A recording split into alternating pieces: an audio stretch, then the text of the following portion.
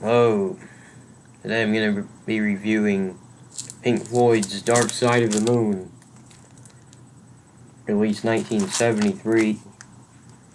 Uh,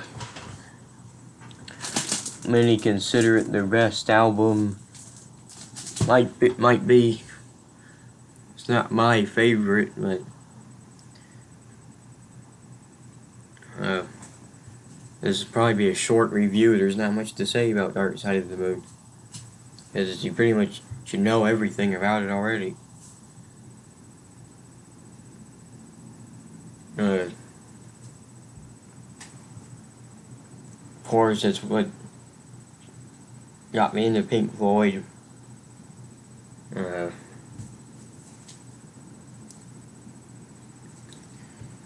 and when it came out, it must have been something different, just like Sergeant Pepper was.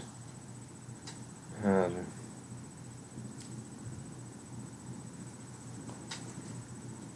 well, the overall concept of this album revolves around pressures of life, like time and money, brain damage, And I think Any Color You Like is about drugs, which leads to brain damage. Us and Them is about war. Uh,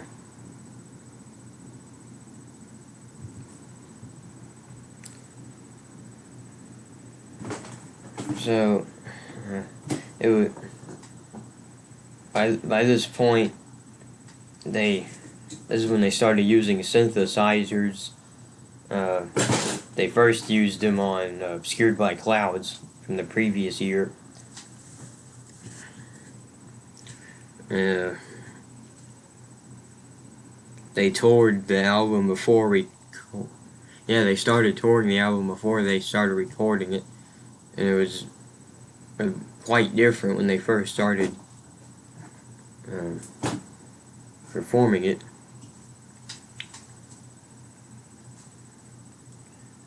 But Gilmore has more techniques on the guitar. Uh, you know, Rick Wright's doing more stuff on the piano and stuff, doing synthesizer work. Actually, almost all the members did synthesizer work except Nick Mason. So about the track listing, starts out with Speak to Me, which I guess Nick Mason put together because it's credited to Nick Mason, but it's the sound collage which leads to Breathe, which is a good song, we all know it. And then On the Run, a synthesizer driven futuristic thing, which is it's pretty cool.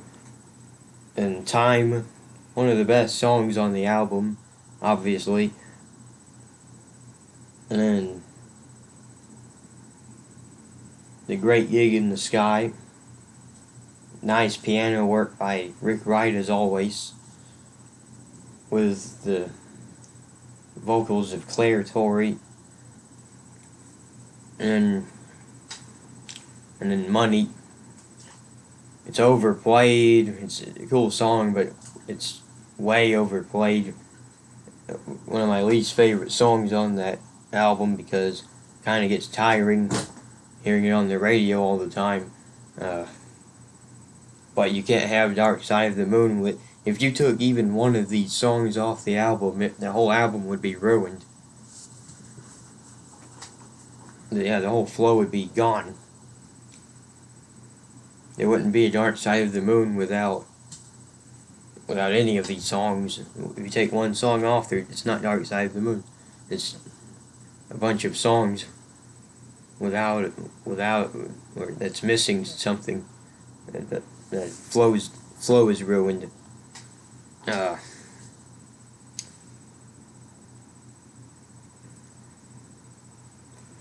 and then what might be my favorite song on the album, Us and Them. Again, nice piano work by Rick Wright, and uh, David Gilmour and Rick Wright harmonize well together in it, and their vocals. Uh, Any Color You Like is a cool instrumental. I like the synthesizer, the guitar, and then what some of the best songs on it, Brain Damage and Eclipse. Uh, Both of those songs are sung by Roger Waters. Uh,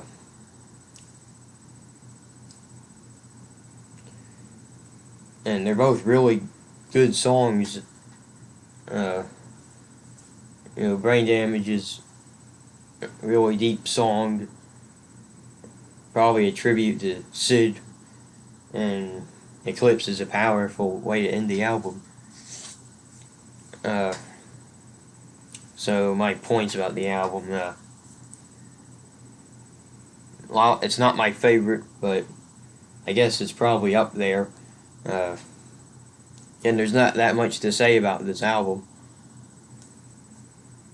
It was nice hearing Rick Wright sing have a lead part on Time. We don't hear him again until the Division Bell. It's a shame. I like hearing Rick Wright sing at least once on albums. Himself sing by himself. He did on.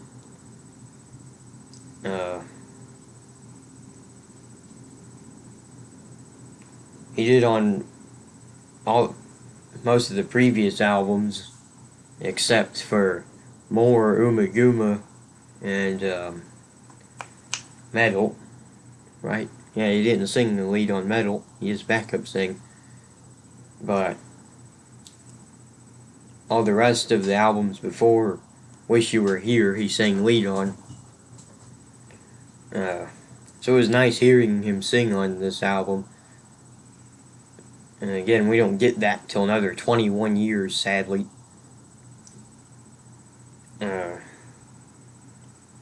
That's one thing I miss about the album. Wish You Were Here and Animals. I wish Rick Wright would have had a couple lines, like at least a part of a song, like he did on Time. But oh well.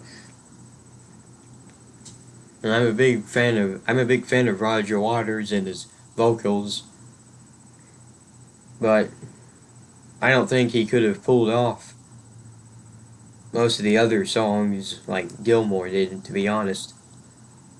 I mean, I like hearing Roger sing on a lot of the album, like Wish You Were Here and Animals, but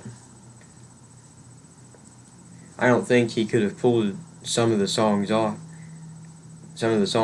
like Gilmour and Wright did.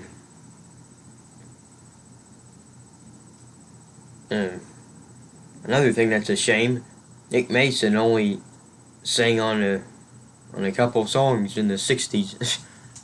I like his voice. But anyway, yeah, it is a groundbreaking album. It's always hailed as one of the best albums of all time. Stupid Rolling Stone magazine only ranked at 43, I think. Man, I hate Rolling Stone magazine. Um,